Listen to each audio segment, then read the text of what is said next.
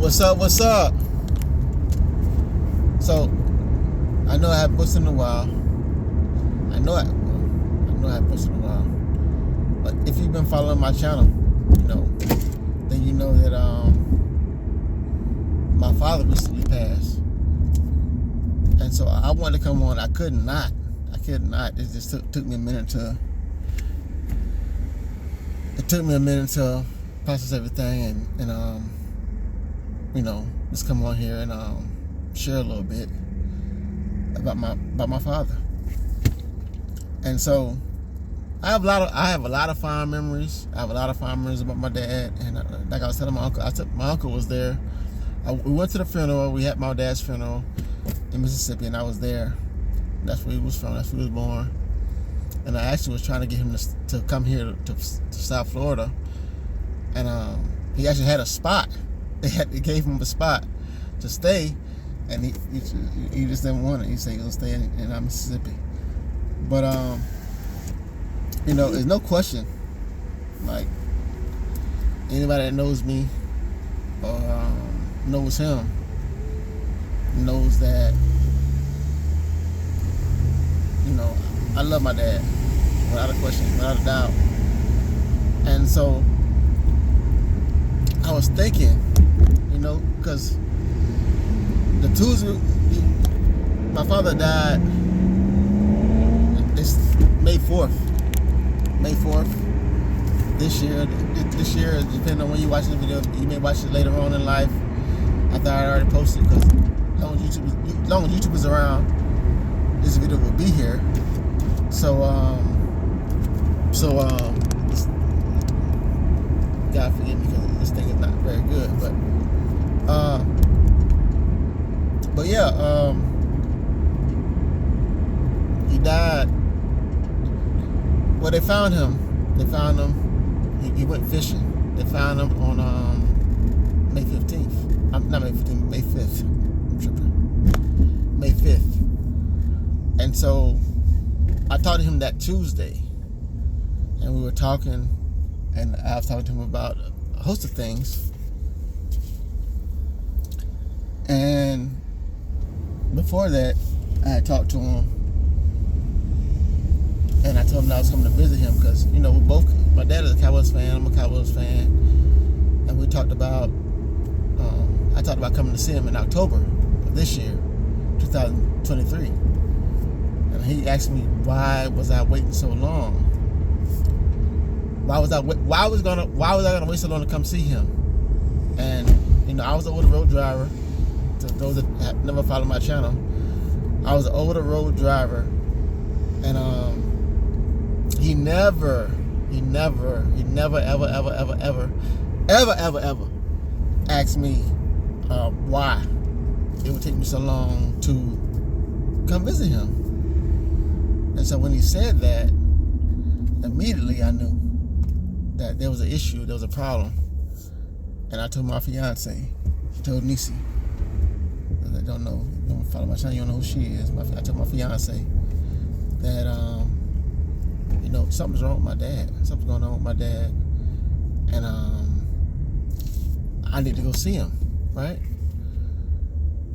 And so she said, okay, well, when you want to go? And I was let me see, because it's hot. I was thinking about June or July. And so, we talked about that, and then like the following Sunday, because usually my father attended a new tabernacle in Yazoo City, Mississippi. They have two different churches that you can attend. If you live in the area, you can go there and attend those churches. But he made sure he was there. And so, I would tune in to watch. And when I saw him that following Sunday, after we talked, he told me that, why I was waiting so long and everything. I saw him in church that Sunday. And I was like, oh, maybe, he's going to be all right. He'll be all right. And so that following Friday, I got a call that he was gone. And so, I pondered on those things, and You know, 'cause my father was a spiritual man. My father believed, and I always tell the story about, if you haven't seen the story on my page, but my younger brother, my father grew up in church and knew God was real, but when he got a certain statue in the military, he just decided that God didn't exist. And so when he said that, and talked about my brother, talked about God not being real, my brother almost lost his life, and he had to recant what he said about God not existing and not being real, and saying that he acknowledged Jesus Christ as his Lord and Savior. And once he did that, they took my brother home, because my brother, they had pretty much, they didn't know what was wrong with him. I know I probably told the story before, but you know, since we're dealing with all this other stuff, they had pretty much took my brother home and told my mother and father that he was going to die. And it was on Easter Sunday, Resurrection Sunday, that he was going to die. And my father, I was doing a speech on Easter Sunday. I was doing a speech in church, and they were supposed to come see me speak. And my father decided that, because he met a guy, and the guy told him that, I'm going to pray and fast so you'll know that God is real. And so my father, once he seen that Mike was real sick, I guess I don't know what was going through his head, what was going through his mind. I don't really know. But he just told me that, you know, once he saw that he knew God was real, then he had no choice but to acknowledge it. But they went to church, and the pastor, the elders, the guys at the church asked him, because first my mom went up. My mom tells the story better than I do. It's right below this video here. You're watching it right below this video here. My mom tells the story better than I do. But anyway, they asked her, they asked him, did he believe in God? He said, yes, I believe. And so they prayed and prayed and prayed over my brother, and they said, take him home and feed him. And he's been eating ever since. He hasn't stopped eating since. So, you know, and throughout the course of my life, I'm speaking about me. I'm not speaking about my father, anybody else. I said, throughout the course of my life, I've always, you know, I'm far from perfect. I'm a dirtbag. But I've always had divine favor. I've always had favor over my life, despite what I was doing or what I was into, you know, whether it was drugs or selling drugs or buying coochie, you know, whatever I was doing. Because, like I said, I'm not perfect, and you can't fault me for my sins. I know what my sins are. So, but you know, regardless of what I did, I always, you know, regardless of what I was into, God found a way to make me secure and make me be blessed. I just, even with the jobs I've had and the jobs I have now, despite how people want to treat me or how they want to do me, I've always had favor.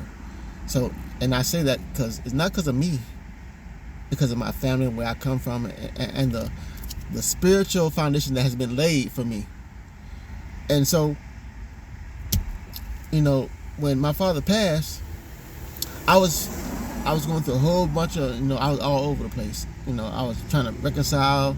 I was beating myself up because I felt like that when he told me that, I should have went where he was at sooner and seen him.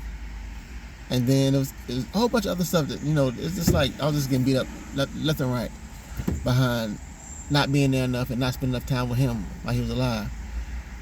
And so one day, and I'm gonna share this with you. You can believe it. You can take it with a grain of salt. If you're still watching it, because I know it's a long video, but you can take it and process it and believe it or not, or you can say that this guy's crazy or whatever. Because my auntie actually was out on not doing any drugs when I heard this. But let me share this with you.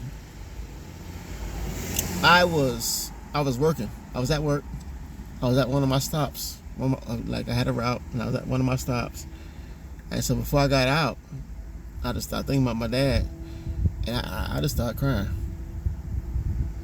And so my dad asked me, and what, like, he was sitting right here next to me. He asked me why I was crying. Why was I crying? He said, I'm all right. He said, you need to worry about you. And so when that happened, because he said what he said was, I can't give it to you because you don't know. But it was about what he called me Orphan Mooney, and that was behind a horse race that we went to, that we won. That was a long shot. And after that horse won, he always called me Orphan. And so, when he said that, I started laughing, and I knew he was all right. And so during the course of the funeral, at my dad's funeral, my aunt, and she was talking because I spoke and I didn't really say much. I didn't want to say what I wanted to say because I just, it's a lot. It's a lot. But anyway, she said that she was asking God too. She was asking God, why was he alone? And she had all these questions that she asked to God. And she said that one day when she was sitting in church, God spoke to her and told her that he was at the lake and he was alone, but I want to talk to him. That's what I was on, because I want to talk to him. And once I talked to him, I decided to take him with me. So after that,